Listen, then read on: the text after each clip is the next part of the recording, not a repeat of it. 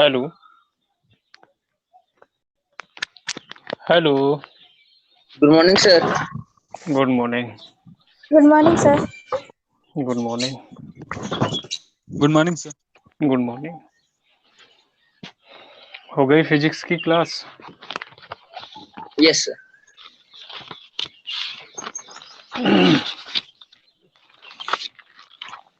कल कुछ होमवर्क दिया था आपको स्टूडेंट पोर्टल पर, आप लोगों ने किया? क्यों? Yes sir. और उनका जो जवाब है आप किस तरीके से पोर्टल पर सेव कर रहे हो? अपडेट कैसे कर रहे हो? सर नहीं हो रहा है।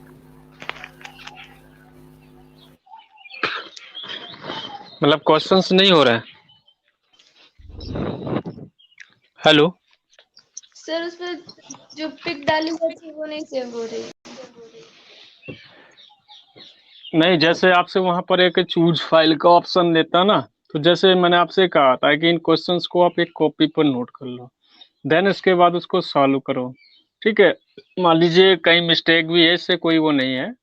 ठीक है, जो आपको आ रहा है जैसा आप कर रहे हैं उस तरीके से आप साफ सुथरे ढंग से उसको करो। करने के बाद उसकी फोटो जो है वहां पर चूज फाइल का एक ऑप्शन आता है, वहां पर आप क्लिक करो तो डायरेक्ट कैमरे से जो है फोटो क्लिक होकर जो है आप सीधा सेव अपडेट कर सकते हो। कोई बात सुनाई दे रही है आप लोगों को? Yes sir. तो मतलब आप जो है जैसे कॉपी में आपने जैसे सॉल्व किया, सॉल्व करने के बाद ठीक है सीधा कैमरे से जो है आपका लिए ऑप्शन आता है।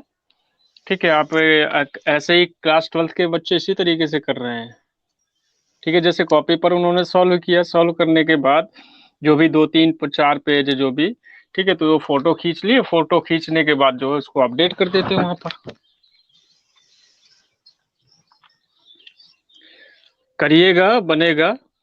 ठीक है, थोड़ा सा टेक्नोलॉजी में आप बढ़िए आगे, और ये सब चीज़ें जानिए, क्योंकि आगे चलकर अगर ये ऑनलाइन क्लास में आप पढ़ने लगे, समझने लगे अच्छे से, तो आप जो है कहीं नहीं आपको जाना पड़ेगा, आप घर में बैठकर भी आप आसानी से जो है टीचर से जो है आप क्लास अटेंड कर सकते हो। जैसे आगे जैसे आईआईटी, नीट, ये इन सब्जेक्टों की आपकी तैयारी करनी है प्रतियोगी परीक्षाओं के लिए।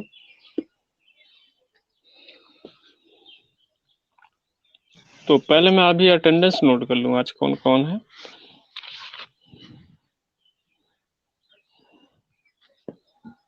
हर्षित, साक्षी, बेटा हर्षित, यस सर। होमवर्क किया था आपने पोर्टल पर? नहीं सर, कल क्लास पर नहीं थे।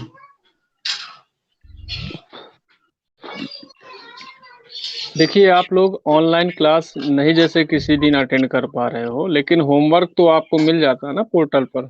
स्टूडेंट पोर्टल चेक करो, उसमें आप देखो रोज का रोज होमवर्क मिल रहा है। तो अगर क्लास नहीं आप अटेंड कर पा रहे हैं, फिर भी आपको होमवर्क करना ही है। ठीक है, ओके सर। ये ध्यान दीजिएगा।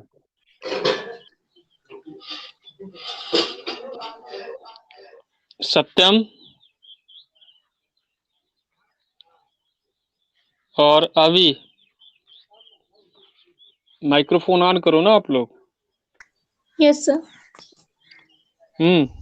होमवर्क देखा था आप, मिला था आपको? यस सर देखा था। तो कितने क्वेश्चंस बन पा रहे थे? जो नहीं बन पा रहे थे आप किताब की सहायता लीजिए, नोट्स की सहायता लीजिए। ठीक है, टीचर्स यस की सर। सहायता लीजिए। आप क्लास के दौरान अपने उन प्रश्नों को रखिए, आपको समझाया जाएगा, बताया जाएगा। अगर आप नहीं प्रयास करोगे, आप सभी लोग नहीं प्रयास करोगे, जब आपके सामने जो चुनौतियां हैं, प्रश्न हैं, प्रॉब्लम्स हैं, अगर उनको आप फेस नहीं करोगे तो आपको कैसे पता चलेगा कि किस तरीके से उस टॉपिक से रिलेटेड क्वेश्चंस पूछे जाएंगे। तो जब आप शुरू में थोड़ा दिक्कत आती है, जब आप करने के लिए बैठ जाओगे तो सभी प्रश्न धीरे धीरे फिर आपको तैयार होते भी चले जाएंगे। तो अभ्यास बहुत जरूरी है, ये ध्यान दीजिए। और टॉपिक में चैप्टर पर अभ्यास के लिए ये सब प्रश्न आपको दिए जाते हैं। ठीक है, और जो भी प्रश्न दिए गए हैं वो मेरे द्वारा ही पोर्टल पर अपडेट किए गए हैं, ठीक है। और उन क्वेश्चंस को अगर जो भी नहीं बन पा रहा है आप शेयर करिए, आपको बताए जाएंगे।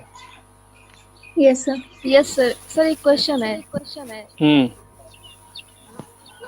जो 22 तारीख को आपने भेजा था,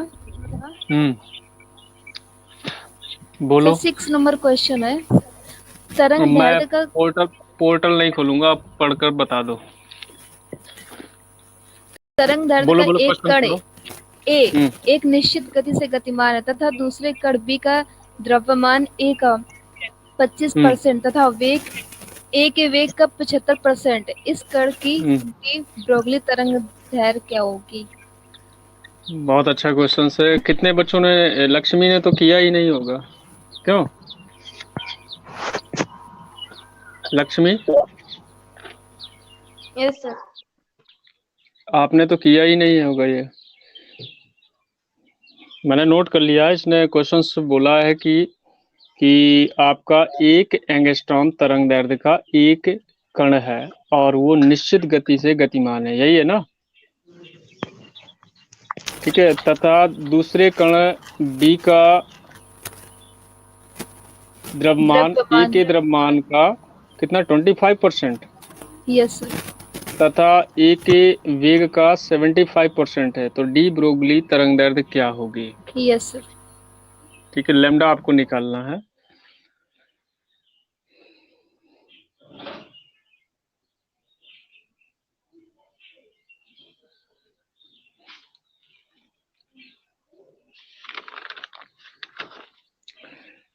तो इसको कैसे करना है, देखो समझो।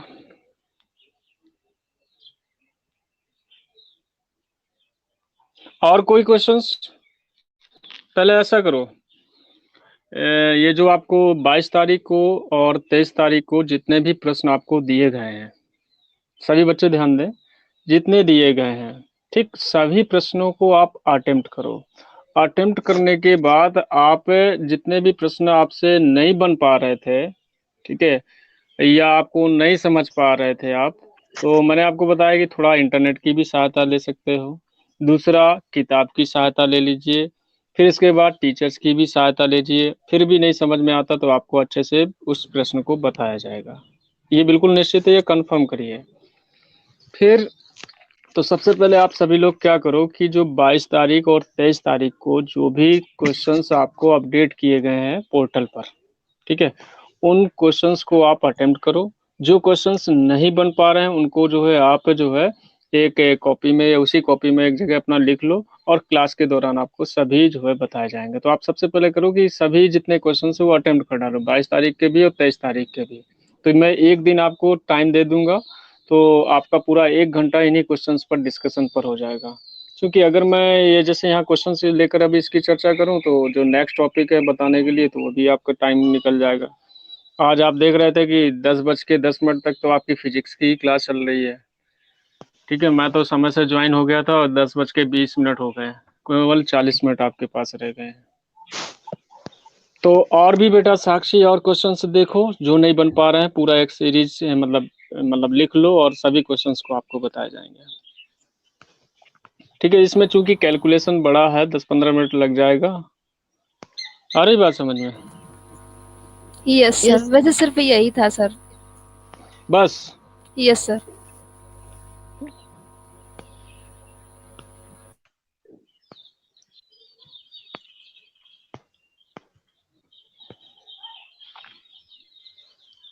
तो उसमें यही था, तो इसको देख लो फिर, क्यों? मैं तो आज दूसरा टॉपिक रन करने के विचार में, फिर भी देख लो। देखो कैसे करेंगे, यहाँ पर लिखा है एक एंगस्ट्रॉम का तरंगदैर्ध्य ए एक निश्चित गति से गतिमान है, ठीक है। तो यहाँ पर लिखो इसकी तरह एक कण है आपका ए, ठीक है, माना ये ए कण है, और इसकी तरंगदैर्ध्य कितनी बताई जा रही है, इसी की तरंगदैर्ध्य लैम्डा बराबर 1 एंगस्ट्रॉम है, ठीक है। और ये क्या कर रहा है कि एक निश्चित गति से गतिमान है, ठीक है। फिर एक आपसे कण कह रहा है कि दूसरा कण आपका बी है, ठीक है। फिर इसका आपको द्रव्यमान बताया जा रहा है, इसका जो द्रव्यमान है द्रव्यमान को हम m से शो करते हैं। इसका द्रव्यमान E का 25% है, ठीक है। E का कितना है? 25%। माना E का द्रव्यमान आपको यहाँ पर बताया भी नहीं गया, तो माना E का द्रव्यमान आपका जैसे m है, तो इसका द्रव्यमान कितना हो जाएगा? 25%। तो m का 25% कैसे निकालेंगे, कैसे दिखाएंगे? जैसे माना कि A का द्रव्यमान आपका x है, तो x का 25% कैसे लिखेंगे? x into 25/100। Clear? Yes yes 25/100, ये आपका m का द्रव्यमान आ गया, ठीक है। और कह रहा था कि इसका जो वेग है m का, इसका वेग v, ठीक, v कह रहा है a के वेग का 75% है।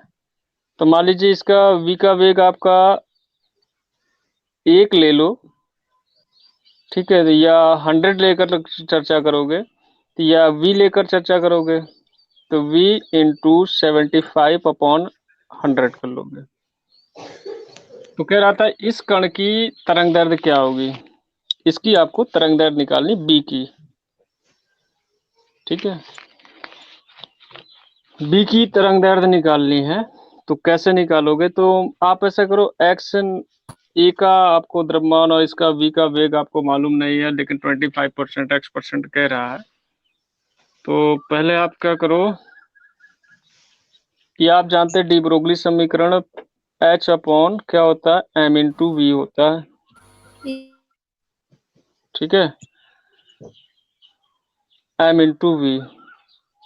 तो सबसे पहले आप इसकी तरंग दैर्ध्य जैसे निकालोगे तो कैसे निकालोगे? तो देखो इसका कह रहा था m आपका 25% है और v कितना कह रहा था आपका? 75% है अपॉन h। एक मिनट रुकना, मैं थोड़ा रफ करूंगा। तो लेमडा कितना हो जाएगा?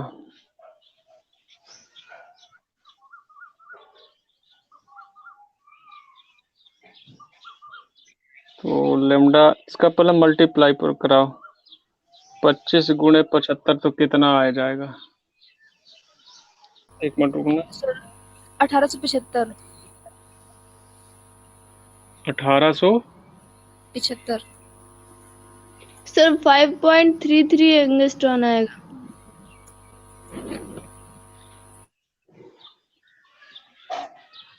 एक मिनट रुको, 1875 फिर एक का निकालो। एक मिनट, 25 गुणे 75 बटा 100 18। तो ये एक का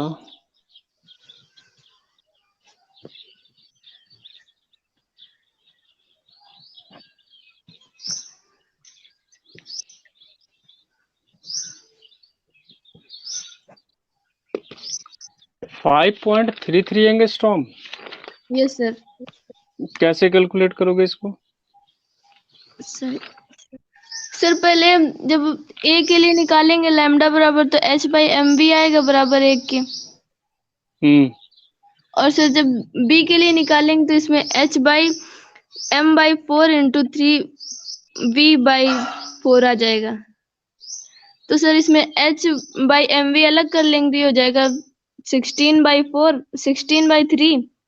और h बाई एम बी का मान हमने निकाला है, 1 एंगस्ट्रॉन दिया हुआ है,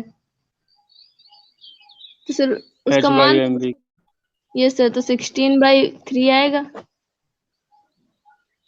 इसको डिवाइड करेंगे 5.33 आ जाएगा। 5.33। Yes sir. ये भी सही है।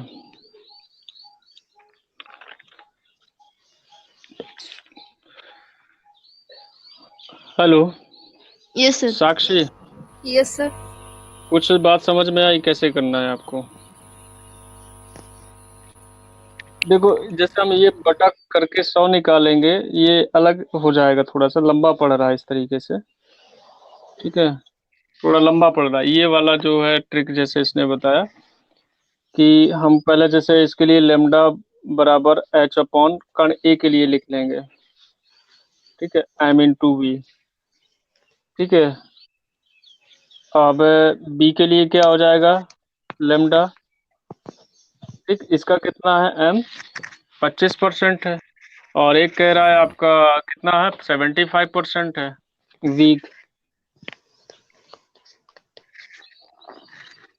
Hello, yes sir. तो एम आप क्या रखोगे, 1 बटा कि एम बाई 4 दिखाओगे, यस सर, कितना दिखाएंगे, m/4 होगा और उधर और वी कितना दिखाओगे, 3/4 v।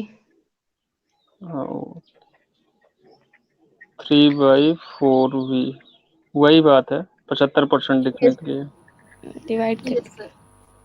ठीक है। अब इसने जो है, इसे आप समीकरण 1 डाल लो, इसे समीकरण 2 डाल लो, ठीक है। तो अब देखते हो आप,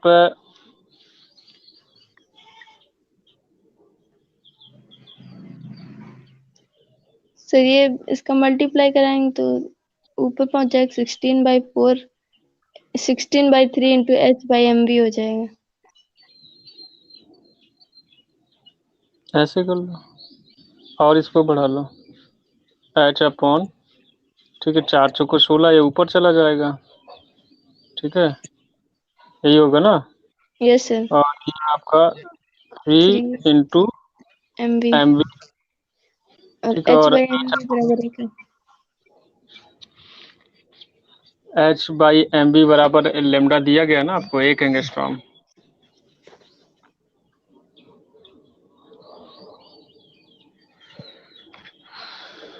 लेमडा बराबर 16। अब तो ये कटेगा नहीं ना, क्या सर? एच सर इसमें पहले वाले लेमडा, समीकरण में लैम्डा बराबर दिया है ना, h/mv बराबर 1 दिया गया है। कंफ्यूजन, सर मतलब ए वाले में एक लैम्डा मिनट, बराबर 1 दिया है। 1 मिनट, तो 1 एंगस्ट्रॉम बराबर 16/3 आ जाएगा। नहीं सर,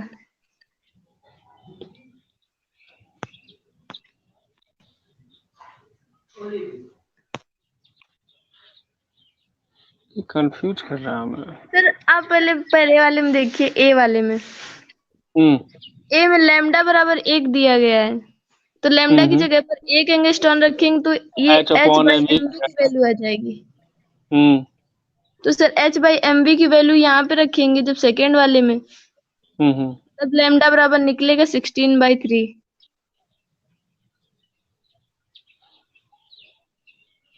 तो 3 का भाग करोगे ना तो 5.33 आएगा ना, यही ना। Yes sir. कंफ्यूज कर रहा था मैं।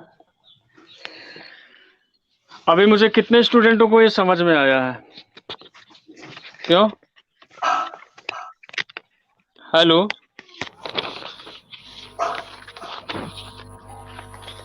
साक्षी, समझ पाए हो, यस सर। कैसे समझ पाए हो, यही पूरा पहले ही भारतीय प्रश्न है, इसको पहले यही समझना होता है दिमाग में, ठीक है। देखो कभी कभी हम लोग भी कंफ्यूज हैं, ठीक है। देखो अब मैं आपको अच्छे से समझा रहा हूँ, गौर से समझना।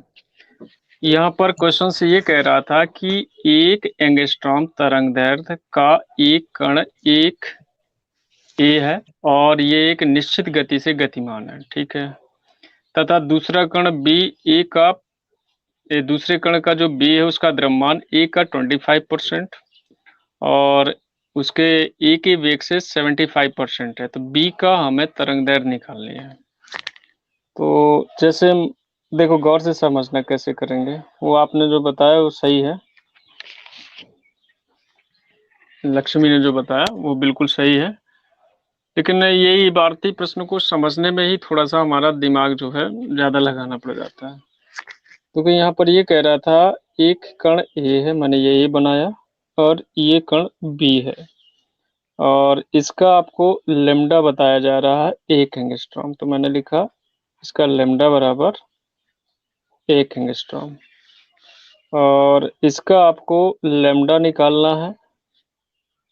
ठीक है, अब इसके लिए कह रहा है कि ये ए के द्रव्यमान का, तो माना ए का द्रव्यमान आपका m है, तो इसका द्रव्यमान जो है कितना है आपका 25%, तो अर्थात 25% कैसे लिखा जाएगा, m इंटू 25% कैसे दिखाएंगे, 1 का 25% मतलब 1/4, तो m/4 हो Yes, गया। sir. ठीक, और इसका वेग जो है 75%, तो 75% मतलब कैसे निकालोगे, 1 का 75% मतलब 3/4। ठीक है, अगर डिवाइड करोगे तो v का कितना हो जाएगा 3/4, तो लिखेंगे v इंटू 3/4, ये इसका वेग आ गया। ठीक है, अब आप जानते हो कि लेमडा बराबर होता है डी ब्रोगली समीकरण से h/m इंटू वी। अगर कण ए के लिए हम लेमडा रखेंगे, ठीक है, तो लेमडा बराबर आपका 1 एंगस्ट्रॉम है, ये h/m इंटू वी ये आ जाएगा। इसे आप डालो समीकरण 1।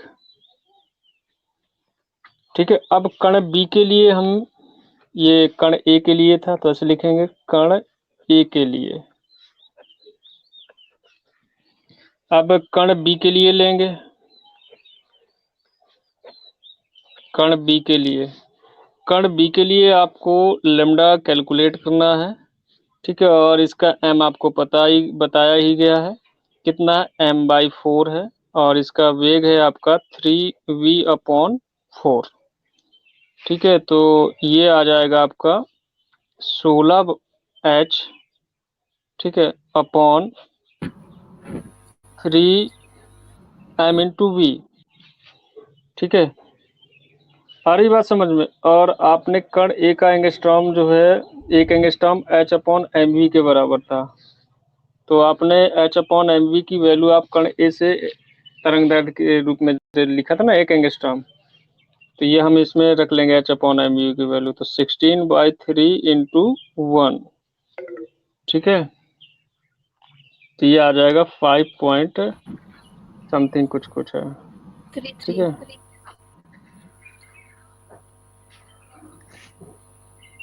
h/m into we.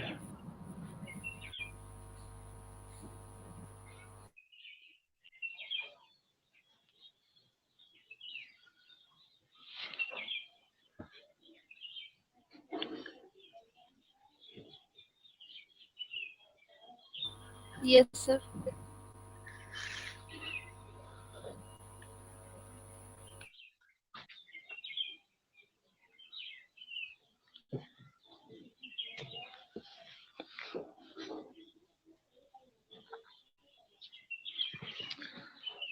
अगला है कोई क्वेश्चन? नहीं, मैं नेक्स्ट टॉपिक स्टार्ट करूं?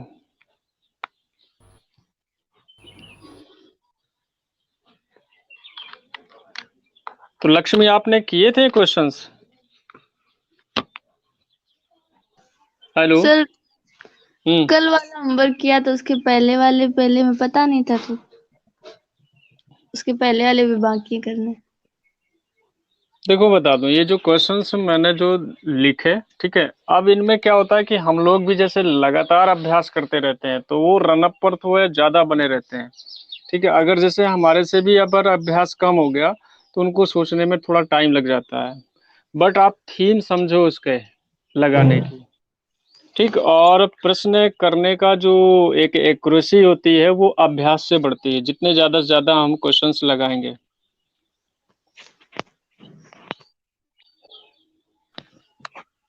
अब यही था, इसी में जो है हम इसका 25% जैसे निकाल रहे, तो मैं उसको मिस्टेक कर रहा था, मैं लिखा रहा था m इंटू 25/100। और भाई 1 का 25% निकालोगे मतलब 1/4 होगा।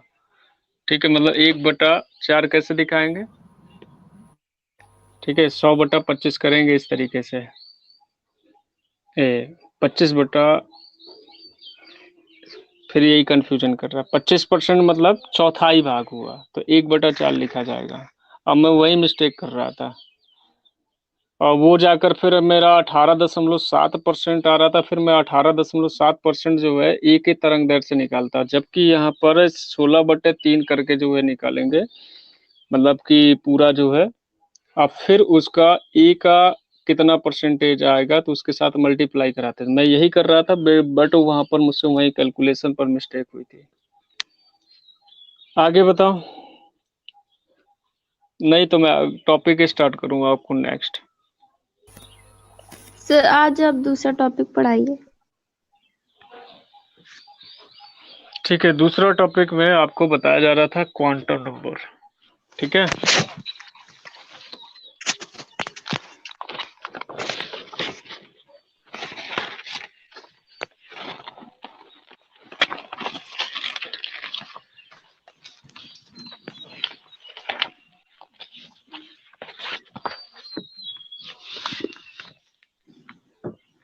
देखो कुछ राइड भी कराया था इसके बारे में मैंने। ये सर डेफिनेशन लिखवाई थी। क्वांटम संख्या, देखिए क्वांटम संख्या क्या होती है मैं आपको बता दूं।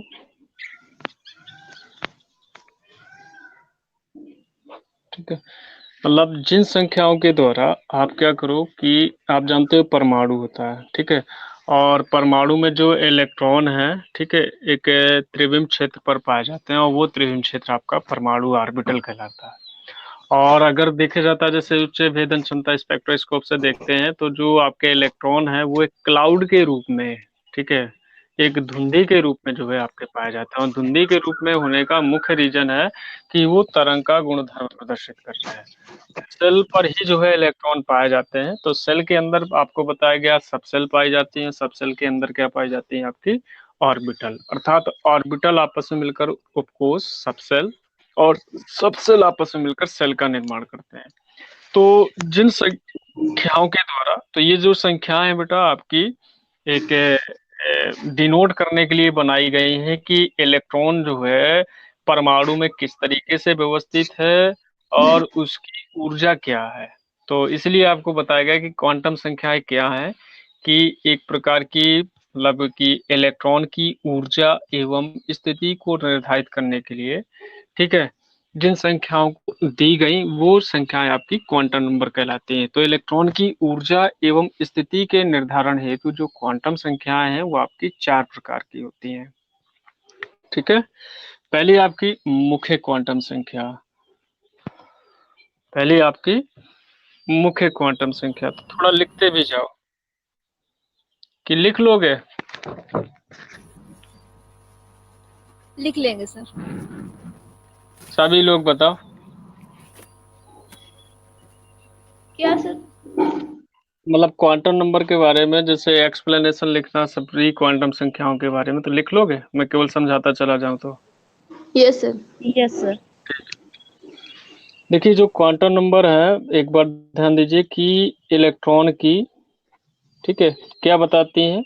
ऊर्जा एवं स्थिति के बारे में, कि परमाणु में जो इलेक्ट्रॉन है कितनी ऊर्जा पर है और किस आपके ऑर्बिटल या कक्षा की या आपके उपकक्षा की या आपके कक्षा पर उपस्थित है। तो इलेक्ट्रॉन की ऊर्जा एवं स्थिति के निर्धारण हेतु, ठीक है, क्वांटम संख्याएं आपकी 4 प्रकार की हैं। ऐसा क्यों? क्योंकि आप जानते हैं जो इलेक्ट्रॉन है, ठीक है, वो आपको बताया कहाँ पाया जाता है? ऑर्बिटल में। ठीक है, और ऑर्बिटल आपस में मिलकर क्या बनाते हैं? उपकोष। ऑर्बिटल आपस में मिलकर क्या बनाते हैं? उपकोष। और उपकोष आपस में मिलकर क्या बनाते हैं? आपके कोष। ठीक है, तो जो कोष होता है इंग्लिश में क्या कहलाता है? सेल। ये क्या कहलाता है? सब सेल। और ये आपके ऑर्बिटल इंग्लिश पर ही। ठीक है, ये कर से समझना। तो जो कोष होता है वो इलेक्ट्रॉन की मुख्य ऊर्जा स्तर को प्रदर्शित करेगा, मुख्य ऊर्जा स्तर। और जो कोष है ये इलेक्ट्रॉन की उप ऊर्जा स्तर को प्रदर्शित करेगा। एनर्जी लेवल की बात करें तो उप ऊर्जा स्तर सब एनर्जी लेवल को प्रदर्शित करेगा। ठीक है, तो अर्थात आपने जाना कि परमाणु में जो इलेक्ट्रॉन है कहाँ पाया जाता है, ऑर्बिटल में। ठीक है, और ऑर्बिटल कैसे बने होते हैं, उपकोष से। उपकोष कैसे बने होते हैं, उपकोष से क्या बनते हैं, कोष। ठीक है, ऑर्बिटल आपस मिलकर उपकोष बनाते हैं, उपकोष आपस मिलकर कोष बनाते हैं। इतनी बात समझ में आई? Hello. Yes sir. Yes sir. तो जो कोष होते हैं बेटा, ठीक है, इसे प्रदर्शित करने के लिए एक क्वांटम नंबर दी गई जिसे हम मुख्य क्वांटम संख्या कहते हैं। कोषों को प्रदर्शित करने के लिए जो क्वांटम संख्या दी गई उसे हम मुख्य क्वांटम संख्या कहते हैं। कौन सी कहेंगे, मुख्य क्वांटम संख्या। चूंकि जो इलेक्ट्रॉन है, ठीक है, आपको बताया गया कि पहले कोष में पाया जाता था, फिर कोष कैसे बना होता है, उपकोष से। ठीक है, और उपकोष किससे बने होते हैं, ऑर्बिटल से, और ऑर्बिटल में इलेक्ट्रॉन पाए जाते हैं।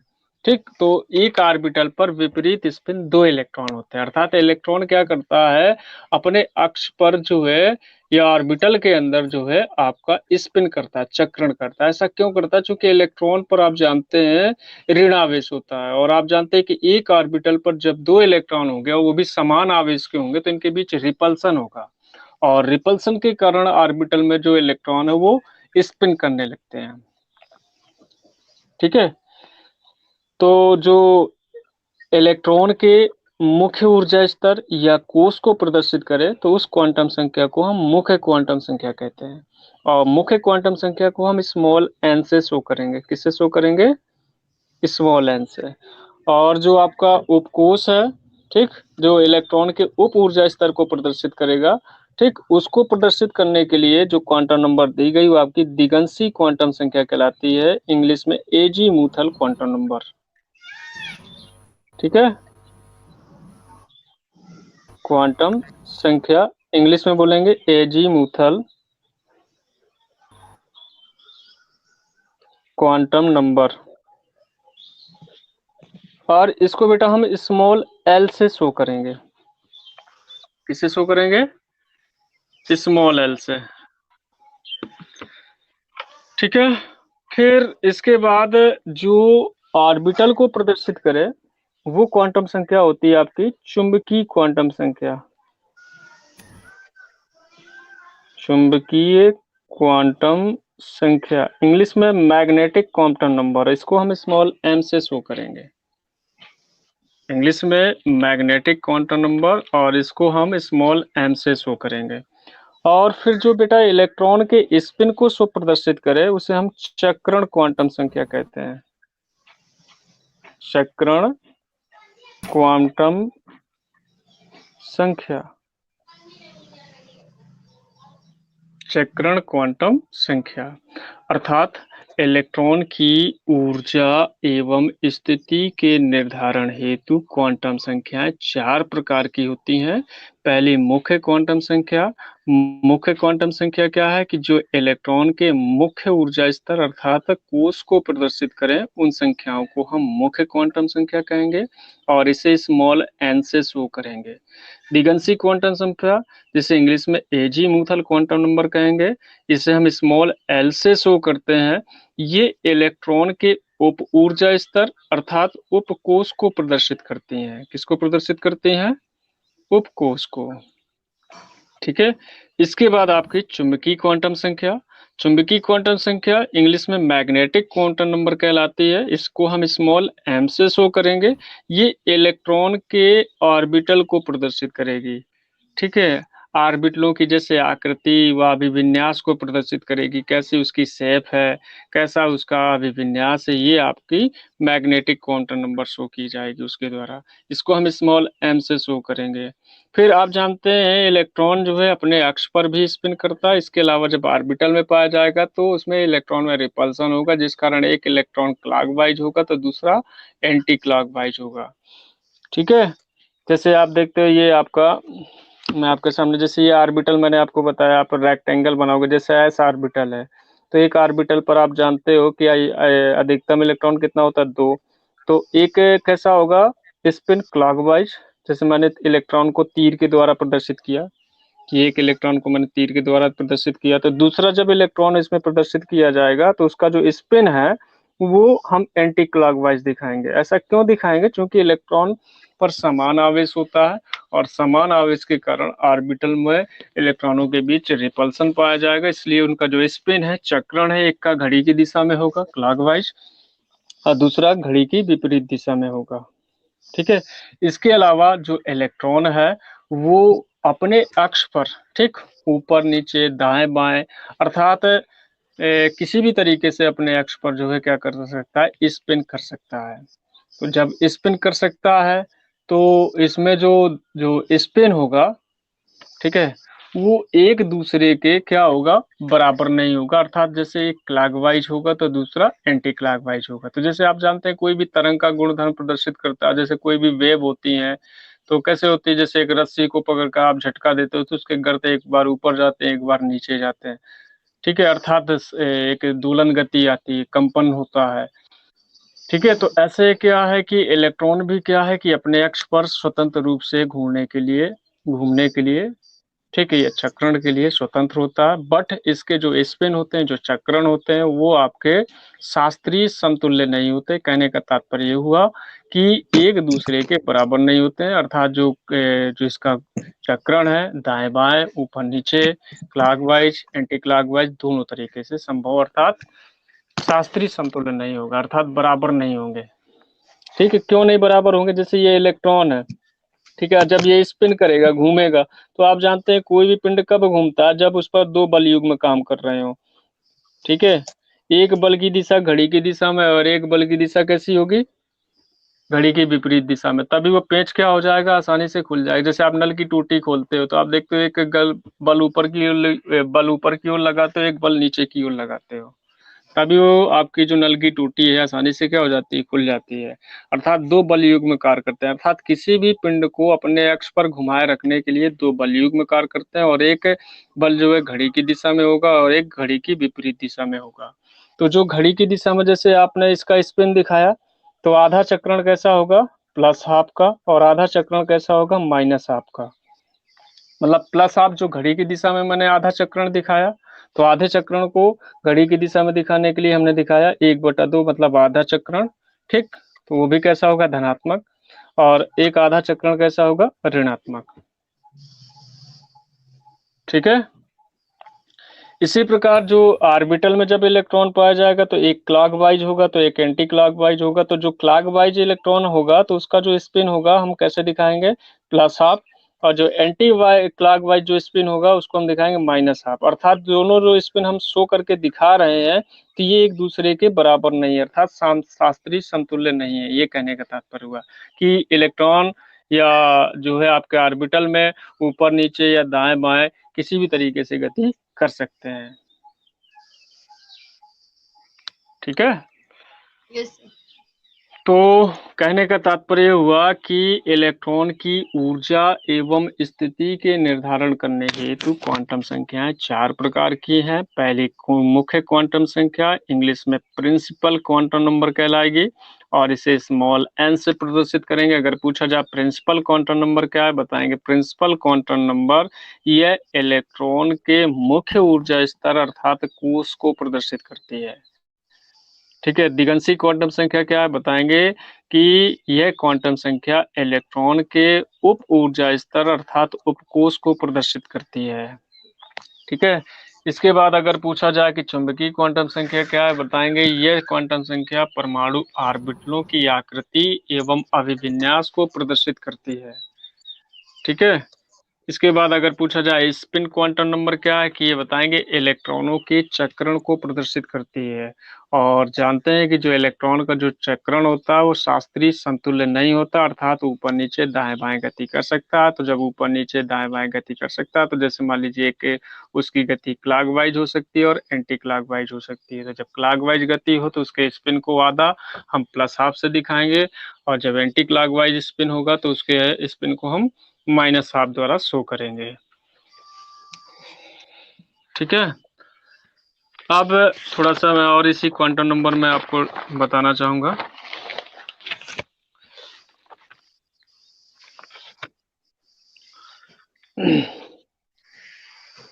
पहली आपने जानी मुख्य क्वांटम संख्या।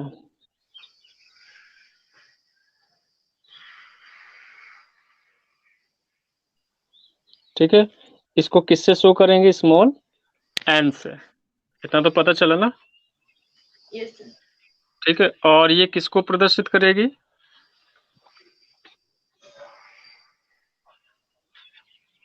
हेलो, किसको प्रदर्शित करेगी?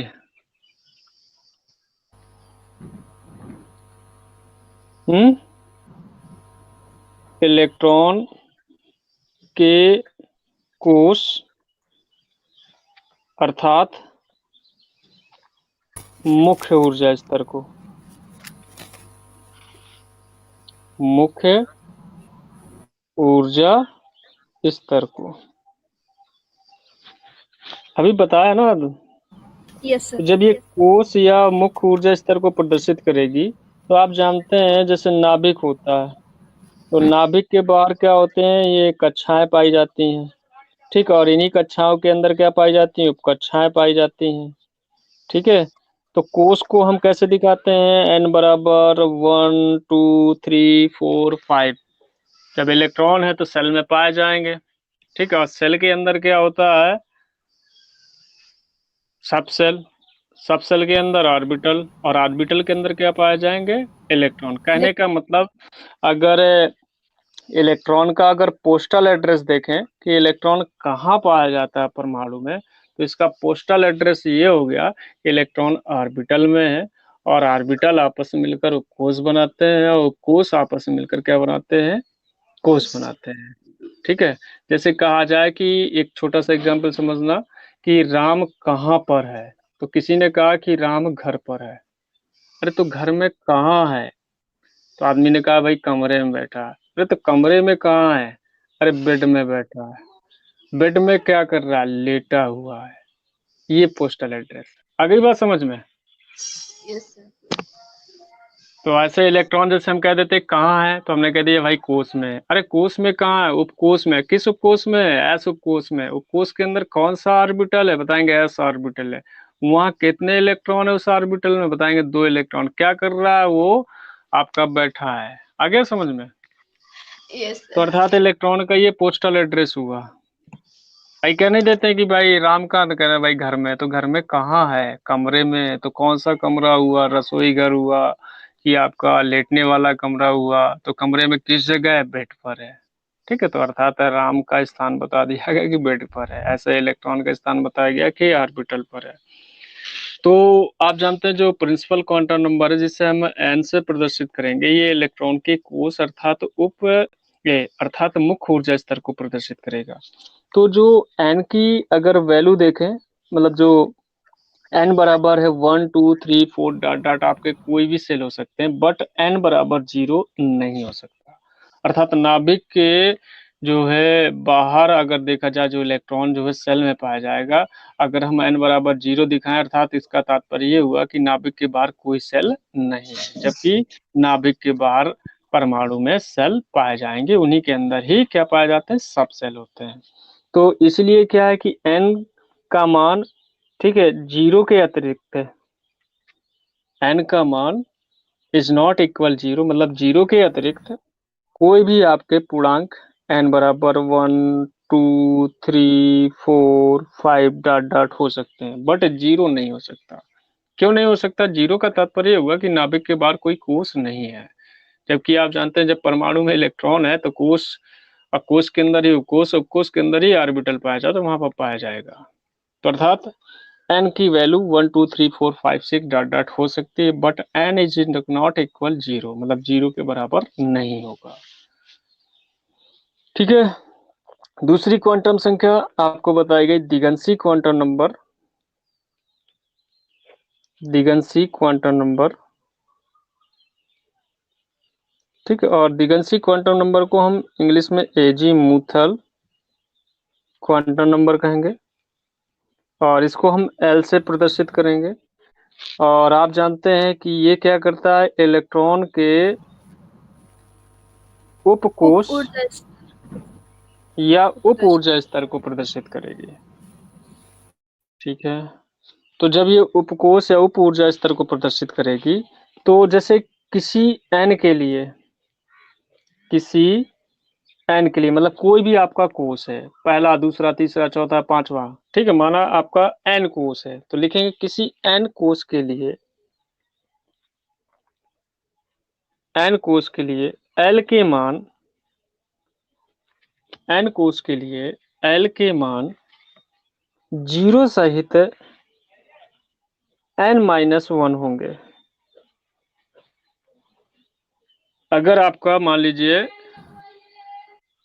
n कोष है, ठीक है, तो उसके लिए अगर आपको l की वैल्यू निकालना है तो 0 सहित n-1 आप लिखोगे।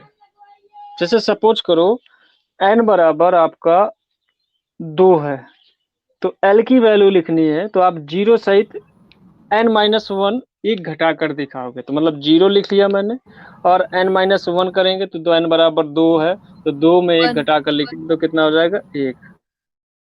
अर्थात कैसे उसको लिखा जाएगा, n बराबर 2 है तो l की वैल्यू 0 भी हो जाएगी, 0 सहित, और 1 होगी, मतलब एक पीछे घटा कर दिखाना है। जैसे n बराबर आपका 3 है तो l की वैल्यू आप कैसे दिखाओगे, 0, 1, 2, एक घटा कर लिखना है। तो अगर संख्या में देखेंगे तो कुल वैल्यू 1, 2, 3, 3 AB है, 3 AB है, ठीक है। अगर मान लीजिए n बराबर आपका 4 आ गया तो l की वैल्यू 0, 1, 2, कितनी हो जाएगी, 3, ठीक है। आ रही बात समझ में? Yes sir. अगर n बराबर 2 है तो l की वैल्यू 0, 1, अगर 3 है तो 0, 1, 2, अगर 4 आएगी तो l की वैल्यू 0, 1, 2, 3। तो आप जानते हैं l किसको प्रदर्शित करता है, l किसको प्रदर्शित करता था, उपकोष को, तो पता ना, l किसको प्रदर्शित करता है, उपकोष को, यस यस सर। ठीक। और उपकोष कितने हैं, एस पी कितने डी हैं, 4। चार उपकोष है। तो मैं आपको बता दूं कि एसपीडी उपकोषों के लिए एल की वैल्यू, जैसे आपका एस उपकोष है तो एस उपकोष के लिए एल की वैल्यू 0 होती है, पी उपकोष के लिए एल की वैल्यू 1 होती है, डी उपकोष के लिए एल की वैल्यू 2 रखी गई, मतलब जो क्या शो करेगा कौन सी संख्या, 2। और एफ उपकोष है तो उसके लिए एल की वैल्यू 3 रखी गई,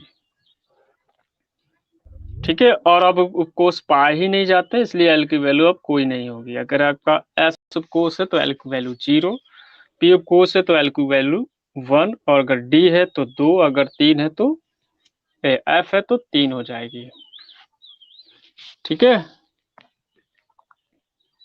आ रही बात समझ में? Yes sir. Yes sir.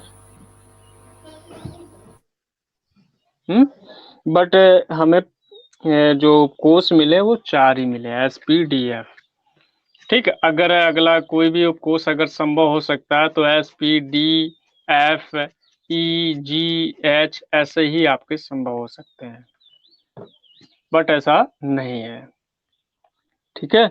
अगर जैसे मान लीजिए एल बराबर आपका एन बराबर 5 है तो एल की वैल्यू कितनी रह जाएगी, 1, 2, 3, 4, सॉरी 3, 4 नहीं दिखाई जाएगी, क्यों नहीं दिखाई जाएगी, बट 4 हो सकती है, लेकिन जो वास्तविकता में क्या है कि वो 0 है, 1 है, 2 है और 3 होगी, क्योंकि उपकोष आपके 4 ही है। Yes sir.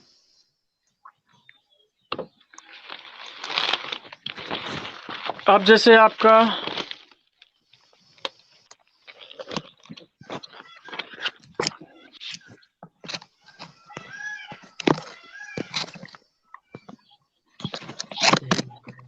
फिर उसी में लिखना, किसी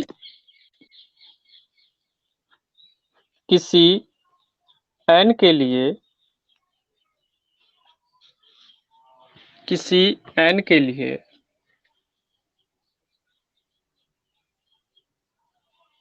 l के कुल मान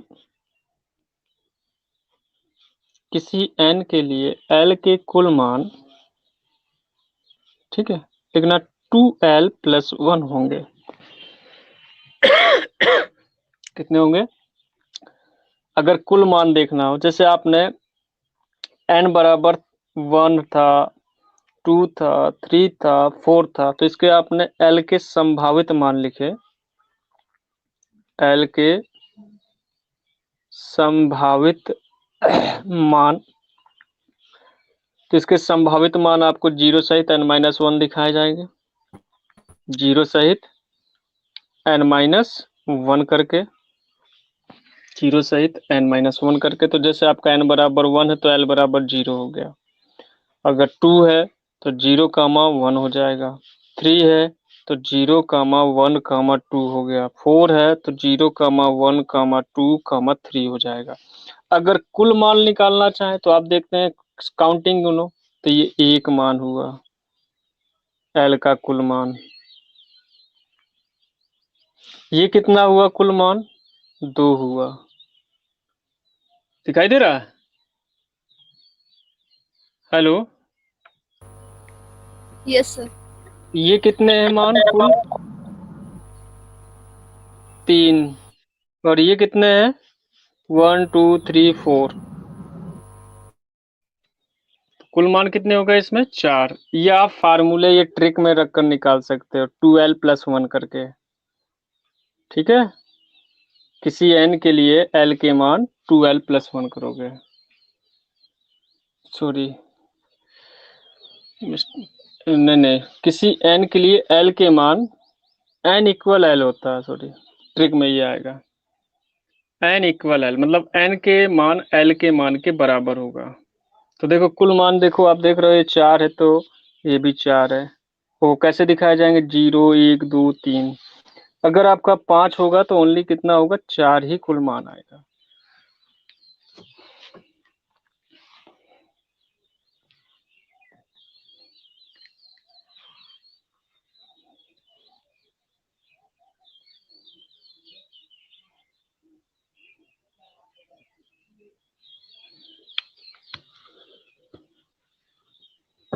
हेलो,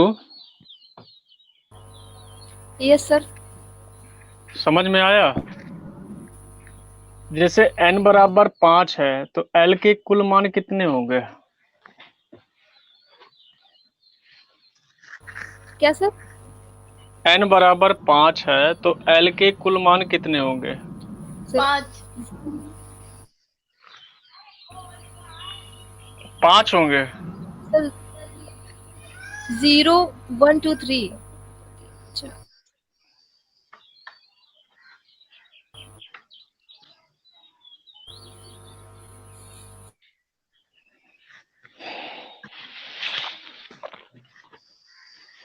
0, 1, 2, 3, ये संभावित मान हो गए, मतलब इतने मान हो सकेंगे। 0, 1, 2, 3। पांचवे के लिए कितना होगा?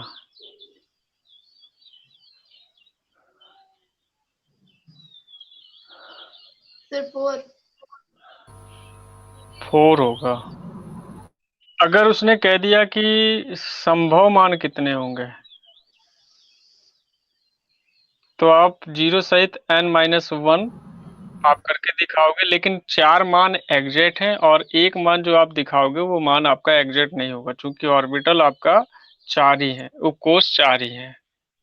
लेकिन हम लिख देते हैं कि ऐसा हो सकता है फार्मूले और ट्रिक के अकॉर्डिंग।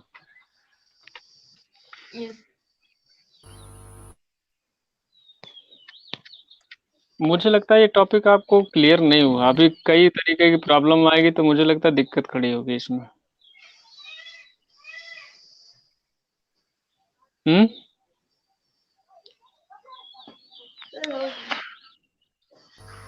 ठीक है फिर देखो, मैं आपको बता दूं, जैसे आपका n बराबर 5 था, तो अगर l के मान लिखोगे तो कितने होंगे? आपको बताएंगे 0 सहित n-1 करोगे?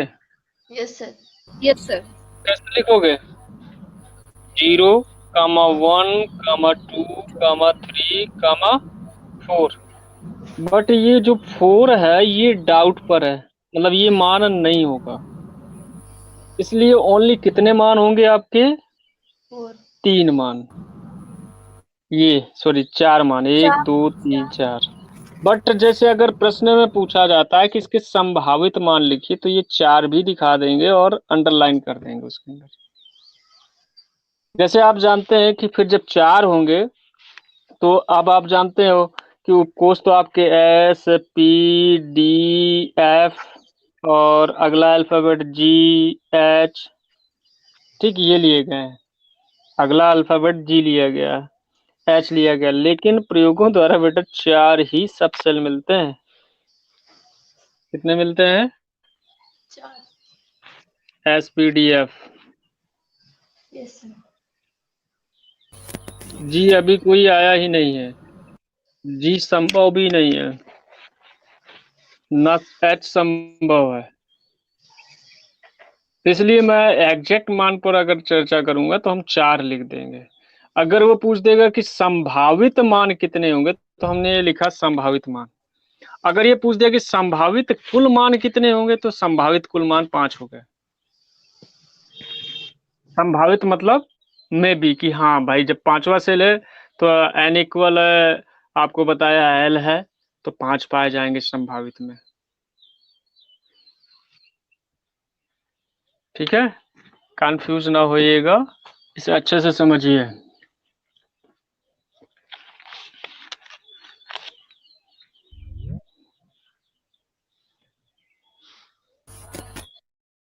फिर डालिए चुंबकीय क्वांटम संख्या।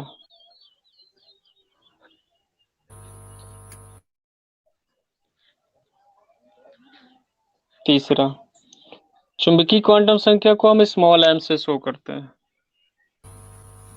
यस। तो टाइम हो चुका 11:07। ठीक है, तो आप लोग जो है इस पर जो है पहले आप नोट से कंप्लीट करो कि क्वांटम नंबर क्या है, कितने प्रकार की होती हैं, उनके बारे में कल मैं और ये लेकर चर्चा करूंगा।